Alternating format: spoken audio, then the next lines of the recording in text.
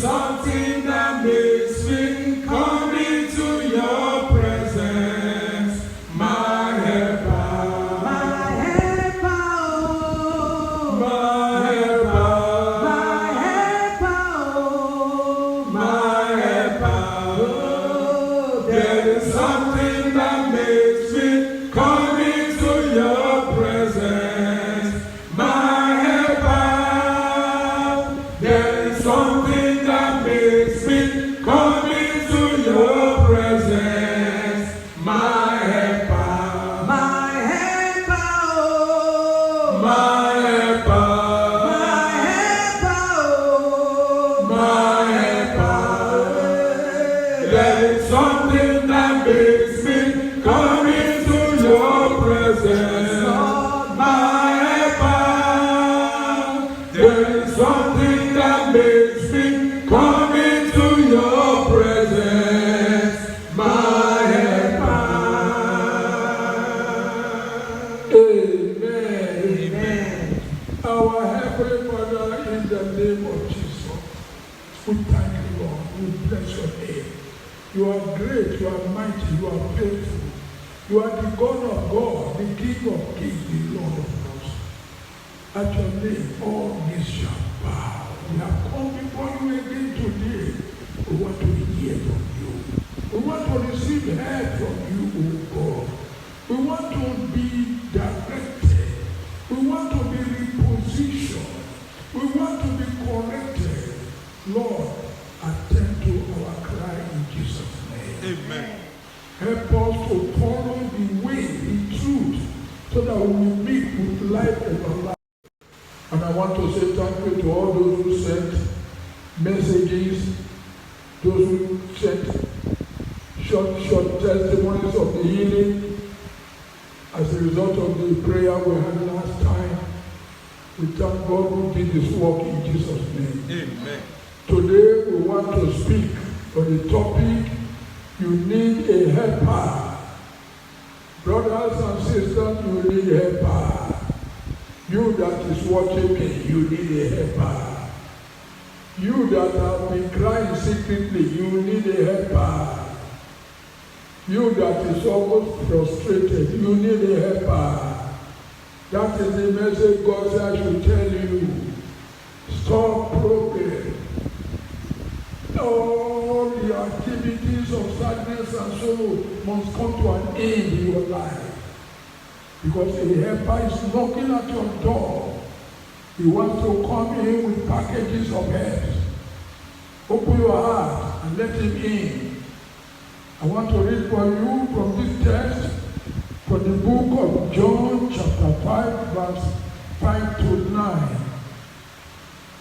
John 5 from verse 5 to 9 says, Now a certain man was there, who had an infirmity 38 years. When Jesus saw him lying there and knew that he already had been there in that condition a long time, he said to him, Do you want to be made well?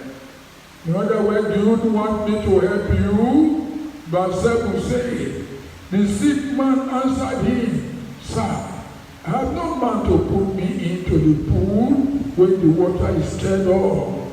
In other words, I have no man to help me. But while I'm coming, another stepped down before me. Jesus said to him, Rise, take up your bed and walk. And immediately the man was made well, took up his bed and walked. And that day was a Sabbath day. Brethren, I just want to explain this a little more. In these very verses we have just read, about the man who has been at the pool of Bethesda for 38 years. He has been there 38 good years. Something was missing from year 1 to the day he met with Jesus Christ. Jesus Christ is a helper. He's going about helping people. What was the problem of this man for 38 years? It was sickness, yes. The answer is that he had no helper. Because there was no helper, he had to remain there every day, every night for 38 years. Why has he no helper to put him into the troubled water? Because the angel of the Lord will come down once in a year and trouble the water, turn the water around, and the first person, those who are sick of various diseases, the first to be taken to the water, or the first to step into the pool of water, will receive the miracle, will receive the healing. But this man was there looking at the pool of water. But he cannot raise his hand, he cannot raise his leg, he cannot lift himself, he cannot carry himself. He was there helpless for 38 years. No wonder when Jesus Christ asked him, do you want to be made whole? Do you want me to help you? You want a healing? He has forgotten all about what Jesus was talking about. Because he was not expecting anything. So the sick man answered him in verse 7.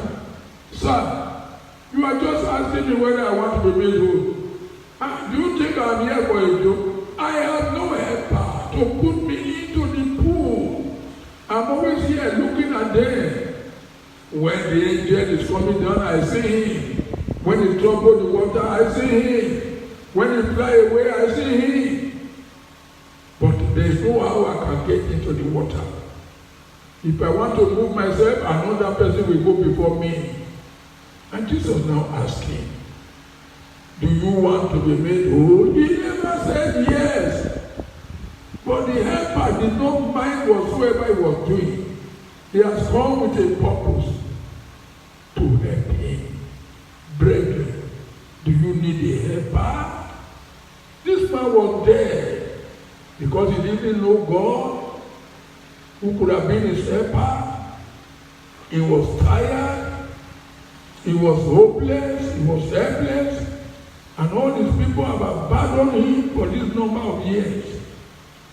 They don't want to help him, but a day came that a divine helper showed up to help him after 38 years. The purpose of this message is to encourage you that there is need for you to make Jesus Christ to be your helper. You need Jesus to become your helper. That is why we open this message by singing, my helper. There is something we need from a helper. Brethren, are you not tired of carrying this load? The burden of life. Yet the helper says in Matthew chapter 11 verse 28, he said, come unto me, all ye that labor and I are heavily laden, and I will give you rest. Are you not tired? Do you still want to be carrying this load? For how long will you carry this load? The load of life, problems of life, spiritual problems, physical problems, financial problems, material problems. Are you not tired, brethren? Why not give all to the man who can carry it from you? He told the sick man, rise up, take up your bed, and go. In verse 9, it is written, and immediately the man was made well, the man was made whole, the man was healed, and he took up his bed and walked. And that day was the Sabbath. What happened on that day, I'm not going to discuss that. Because there are certain enemies who were waiting that how will this man get up again from this sickness? There are so many people watching over your situation. They are on assignment. They are there. You thought they are helping you. They are watching to ensure that you don't come out of it. Today, everyone that is watching you, that you will not come out of the problem of your life, will be disappointed. Amen. The Bible said it. Today your enemy will be put to shame. Amen. Can you imagine what would have happened to that man after 38 years? His people will now see him at home. What a miracle. It's just like a certain prisoner in Oko prison in Benin here. After counseling him to actually confess all his sins and make Jesus his friend, I went to Oko prison because a revelation came that there are so many ripe fruits to be harvested in that prison yard. So I went there to pray. A prophecy came out, and the man was told, make sure you are going back home. You are going to meet with all those who thought you are no more coming back. But take it easy, because you are going to look for the man who took your wife, who carried away your children, your brother who took your bed, your bed sheets, your mattress, your cooking pots. So you are going to look for them all now in order to start a new life. He was laughing, thinking it was impossible. But behold, his faith was risen, and he went home. The people called his name and set him free. For the purpose of fulfilling the prophecy, the chief judge of the nation came over. He was going around. The outgoing judge took in the incoming judge, and they were going from one prison headquarters to another. Coming to Benin, they just cited. He said, "What is this fine man doing here?" He said, "So." I said, "Bring his fire." He looked at him. He has been condemned to death for many years. He simply just took up the pen and write it up and said, "Release him and let him go." That is how he took up his things and he went home. Getting back home, he saw his wife. He was able to trace and saw the wife. And the wife was running away. And they were holding the wife. So what did they say? She is seeing a spirit, a spirit. This is a ghost. My husband has died many years ago. This is not my husband. Egbami. What is wrong? That is the case of your restoration. All those who are hearing this testimony. Those things you thought will not be possible, today God will surprise you. Amen. Pleasantly, God will surprise you. Amen. In the mighty name of Jesus. Amen. Brethren, you need a helper. This world is so difficult. You need a helper. Anything you want to do, somebody must be ready to help you. Who is this helper? It could be a spirit helper, which is Jesus Christ, and he can send an angel to help you, like the case of Apostle Peter. Peter has known that hope. They have already tied him, chained him, put him into prison, set the soldier to watch over him so that he can never come out. So at the break of the day, they will behead him. But look at the church was praying. The church was praying. That is why I still remember now. The government took a very, very wrong step from the federal government to the state government. All the leaders took a regrettable wrong step by locking down the church. Now there is coronavirus like Peter in the prison. Coronavirus is ravaging the whole world. And the whole world leaders, they had a meeting in the government of darkness, that reign, that arena of the people that rule. The principalities and powers, they canceled these leaders and said, shut down the church. If you don't close the churches, they will rise up and pray in the night or in the day, and their God will hear them, and we will be in trouble. So shut the churches. And so the government of this world, they listen to whom they listen to. One by one, close down all the churches. Now the church cannot pray. Which prayer are we going to pray when we are on a hiding? We must obey the social distance. Oh yes.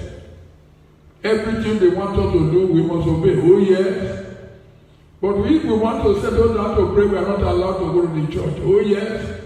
If you go in, the passers-by, what do you call them, task force, they come into the church and beat up the pastor mercilessly. So pastors in Abuja now went to hiding. In various states, the pastors are hiding. When we have no rest of mind and peace of mind, which prayer are we going to pray?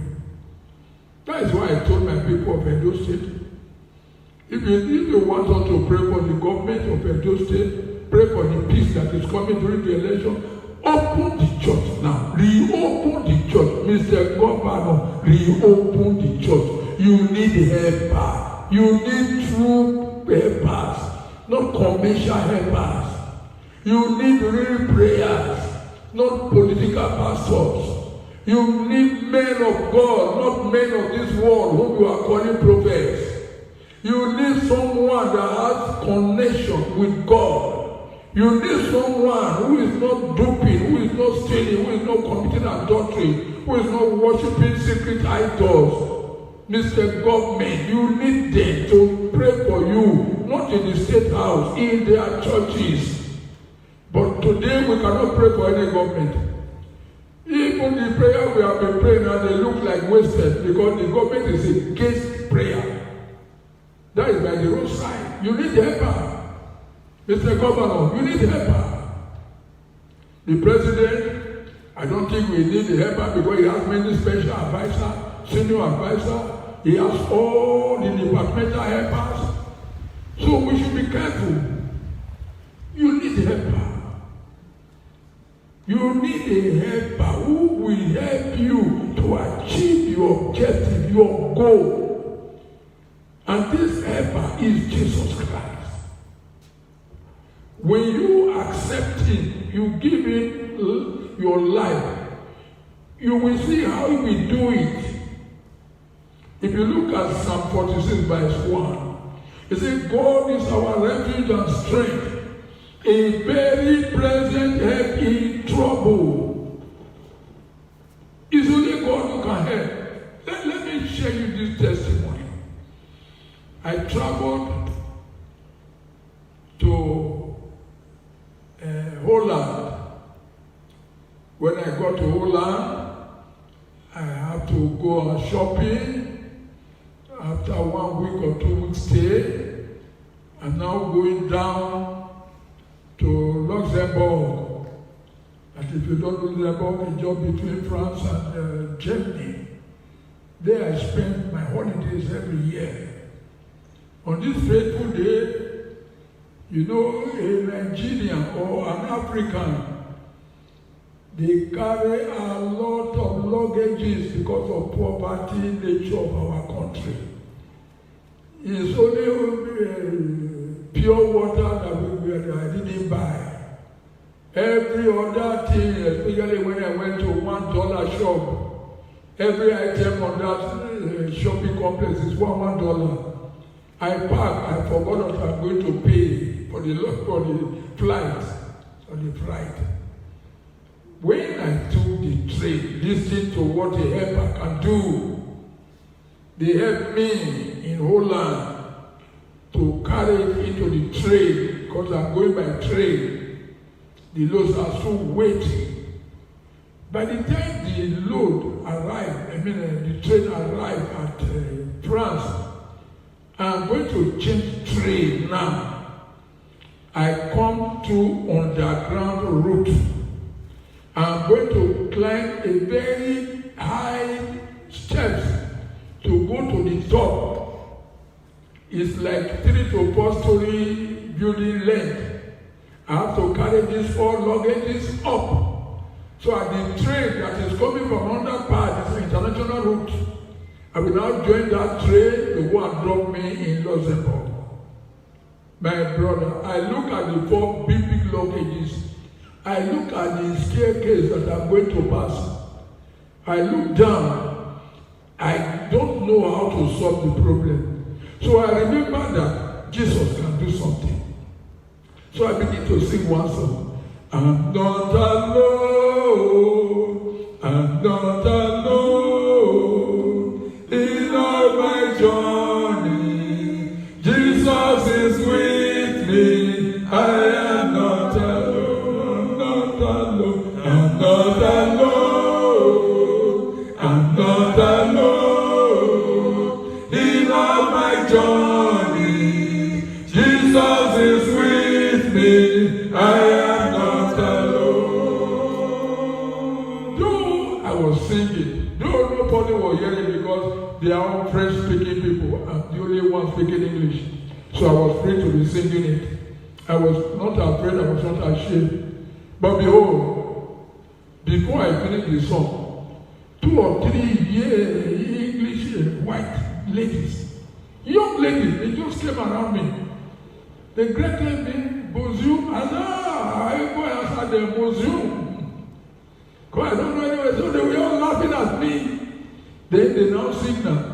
Say, this. Oh, I say, yes. The 2 young ladies, 2 of them joined together to carry one up. The other 2 joined hands together to carry number 2 up. It's not an easy task for the young ladies. They came down, the 2 carried the 3rd one up. The other 2 girls again don't come down, they carry the other one up. And they asked me to follow. By the time I joined them, I just remember that I used to learn that French when I was in the secondary school. I said, merci beaucoup. So they were all laughing at me. Merci, that is thank you. Who would have done that for me? In a strange land, where the language is even a barrier, where there is no one that I know, brothers, sisters, in that strange land where you are, today God will send you help. Amen. God will surround you with helpers. Amen. In your difficulty today, receive helpers. Amen. When you don't know where you are going anymore, receive helpers. Amen. I have so many testimonies of helpers in my life. All I want to tell you that you need a helper in your situation. Don't ignore this call today. If you make Jesus your helper, Jesus will now send the vessel, the instrument, whom you want to use is not your problem. That is why those 4 young ladies, French, they were youths. In this world of racism, they came down to a black man like me. I was not wearing collar. As pastor wear collar, you go to go and buy petrol in Nigeria. They wear collar on their neck with slippers on their legs. Ride the car and put on the pastor. I did not do that. I did not introduce myself with a label or anything called prophet. I was simply wearing my suit because there was cold that time. But he who can help in all situations, send those ladies to me. I can never forget that day. Brethren, who is helping you? You need a helper. Stop suffering yourself. You can't do it alone. You cannot continue to be suffering yourself. He has made himself ready to help you. He said, come unto me, all you that labor. You say you are not going there. You even say, I don't know him. Then you want him to know that God is our refuge and strength, a very present help in trouble. You are in trouble now. Who will help you? You are in trouble now. Who will you call? You are in trouble now. That person you want to call, what is your relationship with him? You are in trouble now. You want to call God. Okay, Jesus. How are you related to Jesus? How faithful are you to Jesus? Do you love him? Do you know anything about his kingdom? Are you interested in his kingdom? That is why he spoke to you in Matthew chapter 6 verse 33. Seek ye first the kingdom of God and his righteousness, and all other things shall be added unto you. Brethren, it is time for us to know that Jesus Christ is real. I found a friend in Jesus. Found a friend in Jesus is everything to me. He's the fairest of 10,000 to my soul. Oh yes. He's the lily of the valley, the bright and morning star. He's the fairest of 10,000 to my soul. His trouble is my comfort, his trouble is my stay. He tells me every care on him to roll. He's the lily of the valley, the bright and morning star. He's the fairest of 10,000 to my soul. I found a friend in Jesus, he's everything to me. He's the fairest of 10,000 to my soul. The lily of the valley, the bright and morning star. He's the fairest of 10,000 to my soul.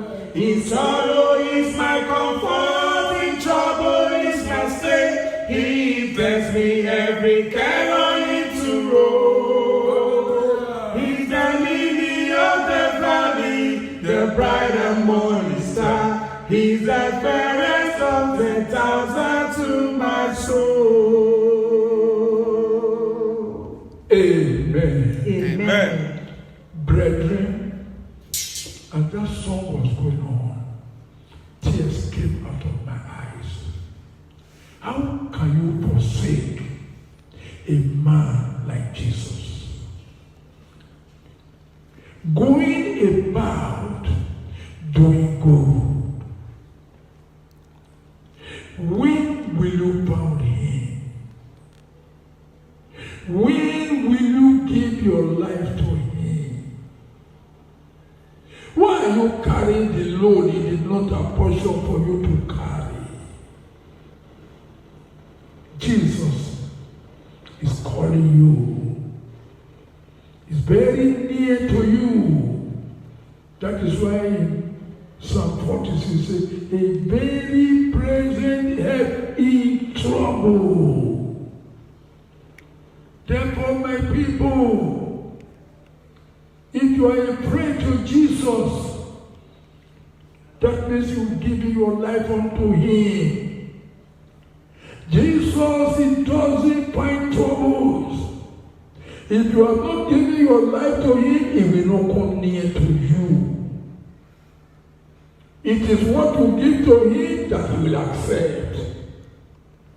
So I am asking you, brethren, I'm pleading for you. It is time for you to laugh. It is time for you, when you shut your door, you'll be singing choruses of praise. It is time for your sadness and sorrow to be turned to gladness and joy. The Master is calling you.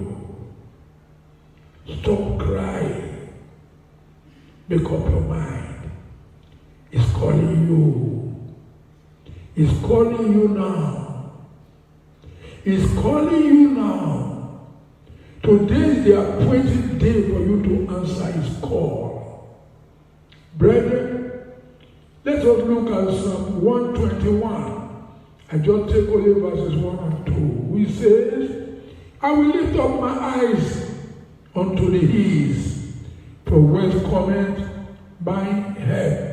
My help comes from the Lord, who made heaven and earth. Do you imagine that? Your help does not come from the president. Otherwise, coronavirus will not have attacked the president and overcome. Coronavirus will not have attacked president, governors, legislators, and acquitted them, and took them away from the state house, and locked them up in an isolated place. Coronavirus will not have been able to do the havoc it's doing now if Jesus is our helper. See what he did to the man at the pool of Bethesda for 38 years. The man did not write him any application. He's a sympathizer. He's a helper. He's looking for those whose heart are crying for solution. Would you make yourself available for him? You are in a strange land like Joseph was. You are in a strange land like Daniel was. You are in a strange land like Meshach, Shadrach, and Abednego were. Sister, you are in a strange land like Esther, who became a queen. What are you doing with your life where you are now? Are you not languishing and wasting time in sin?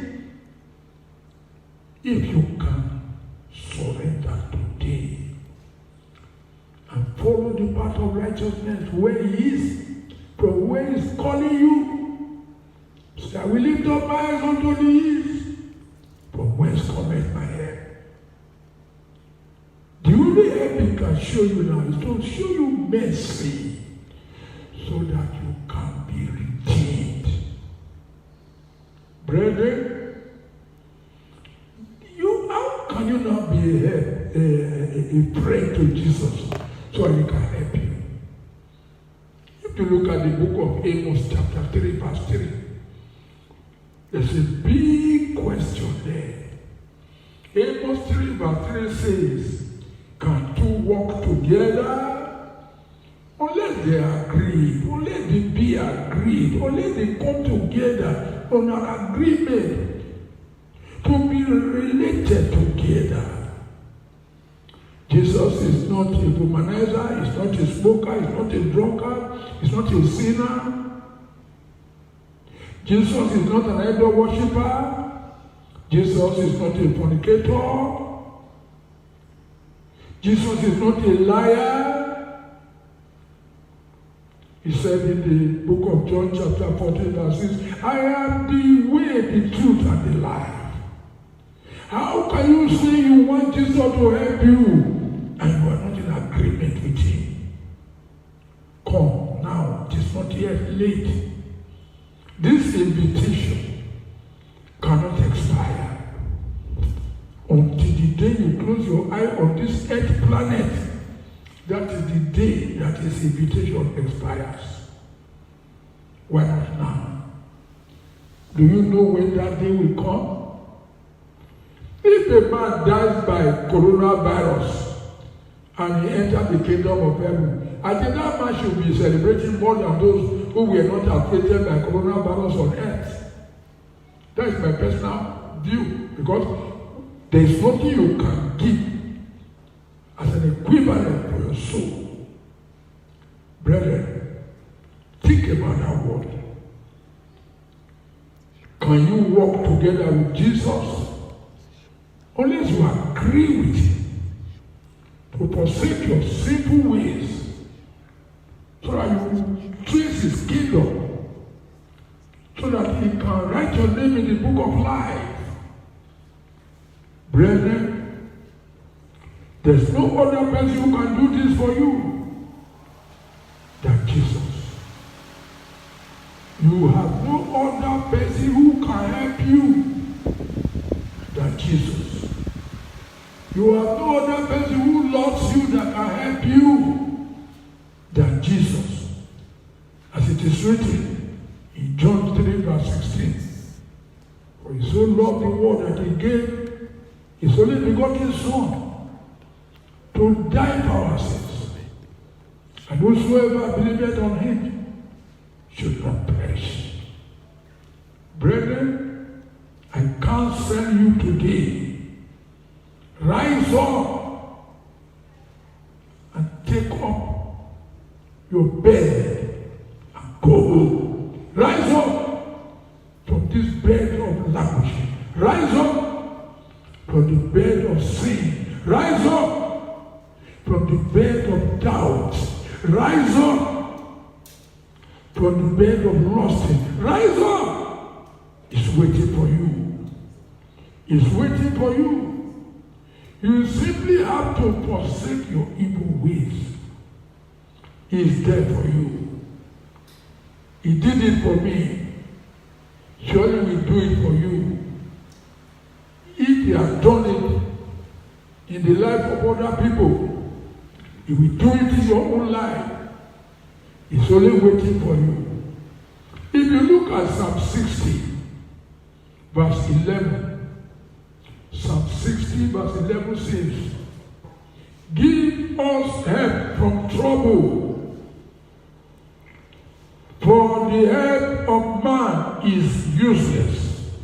Some other version says, give us help, O God, from trouble, for vain is the help of man. The help you can receive from human beings, they are useless. Man cannot give more than what he has. What has man to give? But God. He so much loved the whole world that he gave his only begotten Son to die for this world. What a great friend. What a good helper. He's waiting for you. He knows you and he cares all about you, brethren. I won't let you go until you are convinced that today is your day. He sent me to you to call you out of the world, to call you out of pretenses, hypocrisies, pretending to be a Christian, but you are a sinner. You are eating and drinking in sin, but you are in the church. The Lord is calling you today. What about you, pastor? Do you think your own is hidden? Your own is more serious than the members. Why not give your life to Jesus? Do you know one thing I used to tell people, especially the pastors? When Jesus will come again, he's coming to take his children. He's not coming to take pastors or prophets or apostles, or senior pastors, or senior most reverend apostles. He's not coming to take evangelists and most senior general evangelists and all the titles. He's coming to take simple, his own children. Those who believe in him shall never perish. Those who believe in God shall never perish. What are you waiting for? The Master is calling you. I want to thank you for listening so far. Remember, this is how they used to tell me when I was in Ibadan. I thought all was well with me. I had everything you can think of. I had wives, yet I was married in the church. But I have other wives. And I was not a normal human being, because each wife had to come and stay in my house. Yet I have my original wife. Do you know, one day the Lord visited me in his mercy. Today, I'm happily married with the very wife I ignored, I did not treat well, because I have a lot of Delilah that were living with me. But she is with me today. I love my wife. She loves me. We have peace. I want to ask you, Pastor, that small girl in the choir, that outside woman whom you are loving and hiding, do you think you have peace? You have peace. I pray for you. This time, it's not just coronavirus that is troubling people. The devil is actually behind all this. May the Almighty Father destroy the power that is using coronavirus to fight against the church. So much so that marketplaces where you have illiterates, where you have dirty people, where you find dirty ground, where you find mixture of leaves and plantains and all whatnot from the bushes or from the villages. Coronavirus is very easy to penetrate into the people that don't bath. They don't wash their clothes. Those are the villages that go to the marketplaces. But the government approve and allow the market to continue. But look at the church with marble floor, with lovely plastic and various shiny chairs. Look at the church that is so open, so free, with good fresh air, with electricity, with water, with soap, with sanitizer all around in each corner of the church. But the government close down that which is good and let loose that which is dirty. I laugh at you, government of this world. Your time is at hand. You will soon hand over. For the King of Kings is coming. For the Lord of Lords is coming. The Ancient of Days is coming. The Rock of Ages is coming. I am that I am in his name. He is mightier than the mightiest. He is greater than the greatest. He is higher than the highest. He is older than the oldest. He is wiser than the wisest. He is richer than the richest. Aha! Where will you be when you shall come? Where will you hide? The leaders of various governments of this world, where will you go for a hiding when he will not see you? Why not bow down and beg him to help you in your nation? Why not submit to him? There is no other God. No matter the name you call your own God, it's not the God I'm talking about. I'm talking about the Almighty God, the creator of the heavens and earth. In Psalm 86, verse 10, he said, He is God, and He is God alone. He has no SSA God. He has no senior special advisor. He has no deputy God. He has no assistant God. Why not give your life to Him? Coronavirus, you will bow. Amen. You must bow. Amen. One day you came in, now you must go out. Amen. The Bible says everything that has a beginning has an end. Coronavirus, your end has come. Amen. The Bible says whatsoever goes up must come down. Coronavirus, you get down to lock up everywhere, you must come down now. Amen. Coronavirus, you came to steal, to kill, to destroy. Jesus Christ has come now to give us healing, to give us deliverance, and to give us life in abundance in the mighty name of Jesus. Amen. Whosoever calleth upon the name of the Lord Jesus Christ in any isolation center, receive healing in the mighty name of Jesus. Amen. Everything that is hard for the government to do because they are limited, I call on you, the Most High God.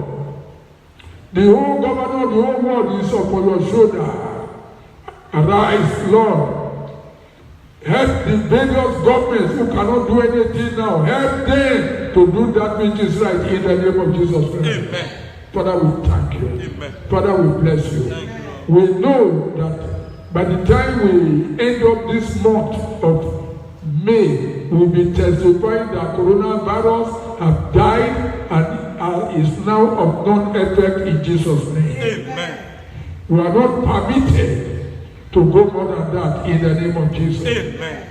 By the end of this month of May, coronavirus have expired. Amen. Your time has expired. Amen. I say it with the power of the Most High God, coronavirus, you must go. Amen. I'm not prophesying like the other one. No. My prophecy is according to the will of God.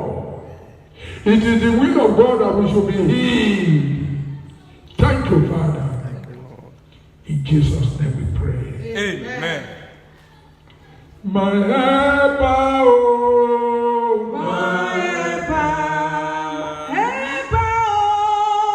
My helper, there is something that makes me come into your presence.